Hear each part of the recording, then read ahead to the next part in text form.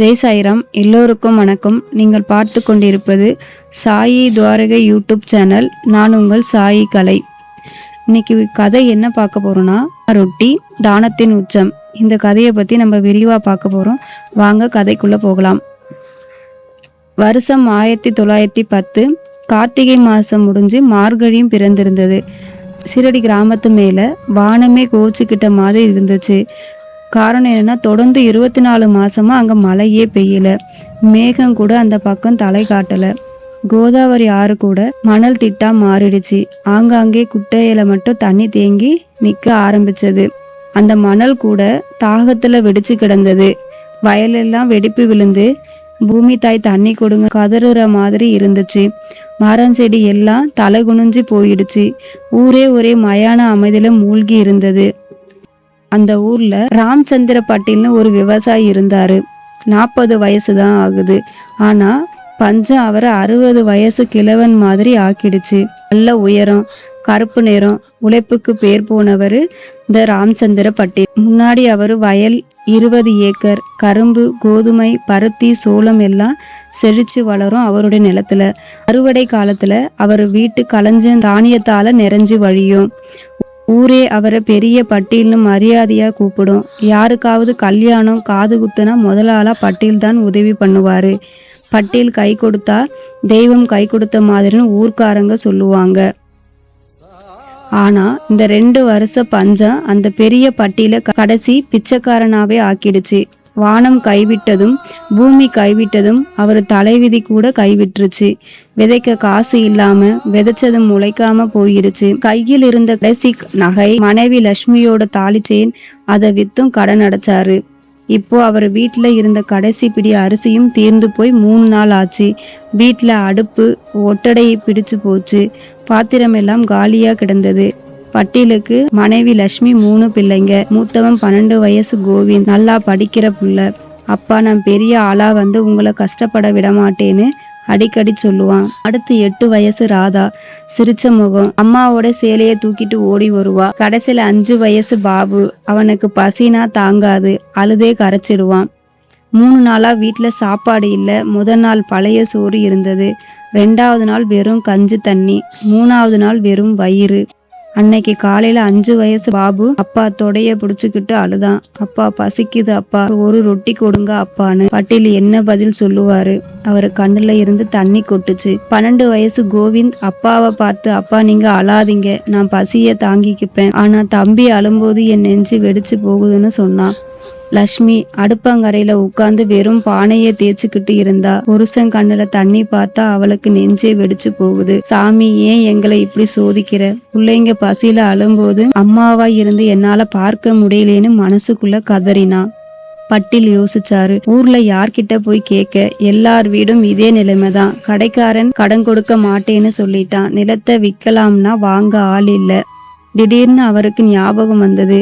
சீரடி துவாரகமாயில ஒரு சாய்பாபா இருக்காரே, அவரை பத்தி எல்லாரும் அவர் கடவுள் மாதிரி, பக்தர் கஷ்டத்தை பார்த்து சும்மா இருக்க மாட்டார்னு சொல்றாங்களே, போய் கேட்டு பார்க்கலாமான்னு பட்டேலுக்கு யோசனை வந்துச்சு. ஆனா பெருமை பிடிச்ச மனசு தடுத்தது. நான் பெரிய பட்டேலாச்சே, பிச்சை கேட்டு போக முடியுமான்னு யோசிச்சாரு. ஆனா பிள்ளைங்க அழுக அந்த பெருமையெல்லாம் தூள் தூளா உடைச்சு போட்டுடுச்சு. மானம் பெருசா, பிள்ளைங்க உசுறு பெருசான்னு அவர் மனசாச்சு கேட்டது. உடனே எழுந்தாரு. கிழிஞ்ச வேட்டிய கட்டிக்கிட்டு தலைய குனிஞ்சுக்கிட்டு துவாரகமாயி பக்கம் நடந்தாரு. துவாரகமாய் வாசல்ல வந்து நின்னாரு. உள்ள பாபா ஒரு தூண்ல ஆஞ்சு உட்கார்ந்து இருந்தாரு. காவி உடை, தலையில கிழிஞ்ச துணி, முகத்துல அவ்வளவு தேஜஸ், கண்ணு மட்டும் எல்லாத்தையும் துளைச்சு பார்க்குது. பட்டேல் உள்ள போக பயந்தாரு. வாசலிய நின்னு கால் நடுங்குச்சு. பாபா அவரை பார்த்துட்டாரு. ஆனா ஒன்னும் பேசல. பட்டேல் மெதுவா உள்ள வந்து பாபா கால்ல விழுந்தாரு. வார்த்தை வரல, அழுகைதான் வந்தது. பாபா, சாமி என்ன மன்னிச்சிடுங்க பாபா, நான் பெரிய பட்டேலா இருந்தவன், இன்னைக்கு பிச்சை கேட்டு வந்துட்டேன். வீட்டுல 3 நாளா அடுப்பு பத்தல பாபா. என் மனைவி 3 பிள்ளைங்க பசியில மயங்கி கிடக்குறாங்க சாய்பாபா. என் 5 வயசு பாபு அப்பா ரொட்டின்னு கேக்குறான், என்னால தாங்க முடியல சாய்பாபா. கடவுள் மாதிரி நீங்க தான் காப்பாத்தணும்னு கதறி அழுதாரு. பாபா அவரை பார்த்தாரு. அந்த கண்ணுல எவ்வளோ கருணை தெரியுமா? கடல் மாதிரி கருணை. பாபா ஒன்னும் பேசல. மெதுவா எழுந்து மசூதிக்குள்ள போனாரு. அங்க பாபா கட்டியிருந்தது ஒரே ஒரு பாய்ஜா தான். கிழிஞ்சு தையல் போட்ட மண் படிஞ்ச பாய்ஜா. அதுதான் பாபா சொத்து. துவாரகமாயில இருந்து எல்லா பொருட்களும் பக்தர்களுக்கு கொடுத்துருவாரு. பிச்சை எடுத்து வந்தது சாப்பிடுவாரு. அவருக்குன்னு எதுவும் வச்சுக்க மாட்டாரு. பாபா அந்த பாய்ஜாவை கழட்டினாரு. வெறும் உடம்போட நின்னாரு. அந்த பாய்ஜாவை கையில் எடுத்துக்கிட்டு வெளியே வந்தாரு. பக்கத்துல இருந்த சாமா கிட்ட கொடுத்து, போய் இதை அடகு கடையில வச்சு 4 அணா வாங்கிட்டு வான்னு சொன்னாரு. ஷாமா அதிர்ந்து போயிட்டாரு. அவர் கண்ணு விரிஞ்சு போச்சு. பாபா என்ன சொல்றீங்க? இது உங்க ஒரே ஒரு ட்ரெஸ். இத அடகு வச்சா நீங்க என்ன போட்டுக்குவீங்க? ஊரே சிரிக்காதா? குளிர்ல நீங்க நடுங்க மாட்டீங்களான்னு கெஞ்சினாரு. பாபா சிரிச்சாரு. அந்த சிரிப்புல எவ்வளவு அமைதி இருந்தது தெரியுமா? சாமா, என் உடம்புக்கு ஒரு துணி இல்லைன்னா நான் செத்து போயிட மாட்டேன் மகனே. ஆனா அந்த புள்ளைங்க பசியில செத்து போயிடும். முதல்ல பசி போகட்டும், அப்புறம் வெக்கம் பார்த்துக்கலாம். ஒரு தாய் தன் பிள்ளைக்கு பால் கொடுக்கும் போது சேலையை சரி பண்ணுவார்களா, இல்ல புள்ள பசி தீக்குமா? அதே மாதிரி தான்னு சொன்னாரு. ஷாமா கண்ணு கலங்கி போச்சு. பாபா காலை தொட்டு கும்பிட்டாரு. ஓடி போய் பாய்ஜாவை அடகு கடையில வச்சாரு. கடைக்காரன் இது யாரு பாய்ஜான்னு கேட்டான். ஷீரடி சாய்பாபான்னு சொன்னதும் கடைக்காரன் திகச்சு போய் 8 அணா கொடுத்தான். சாமி, துணிக்கு காசு வேணாம், ஆனா 4 அணாதான் கடை வழக்கம்னு சொன்னான். அந்த 8 அணாவை வச்சு ஷாமா சூடான ரொட்டி, பால், கொஞ்சம் காய்கறி, உப்பு வாங்கிட்டு வந்தாரு. பாபா அதையெல்லாம் பட்டில் கையில கொடுத்து தலையில கை வச்சு ஆசீர்வாதம் பண்ணினாரு. போ மகனே, வீட்டுல போய் சமைச்சு போடு. உன் பிள்ளைங்க வயிறு நிறைய சாப்பிடட்டும். நாளைக்கு வானம் மழை பெய்யும், உன் வயல் செழிக்கும். பயப்படாதே, நம்பிக்கையும் பொறுமையும் வச்சுக்கோ, நான் இருக்கேன்னு சொன்னாரு. பட்டில் கண்ணுல தண்ணியோட கையில சாப்பாட்டோட வீட்டுக்கு ஓடினாரு. வீட்டுல போய் லட்சுமி சமைச்சா. அன்னைக்கு ராத்திரி அந்த வீட்டுல அடுப்பு பத்துச்சு. சூடான ரொட்டிய பிள்ளைங்க சாப்பிட்டு தூங்குனாங்க.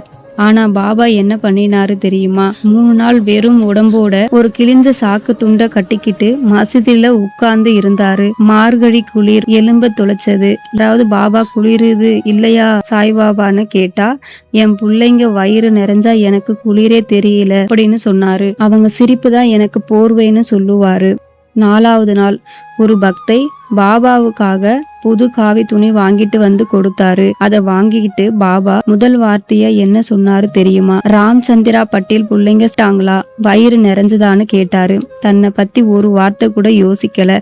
அடுத்த வாரமே அதிசயம் நடந்தது. திடீர்னு கருமேகம் கூடி மழை கொட்டுச்சு. 2 வருஷம் காய்ஞ்ச பூமி தண்ணிய குடிச்சு துளிர் விட்டது. பட்டில் வயல்ல புது பயிர் முளைச்சது. 6 மாசத்துல அவர் திரும்ப பெரிய பட்டில் ஆயிட்டாரு.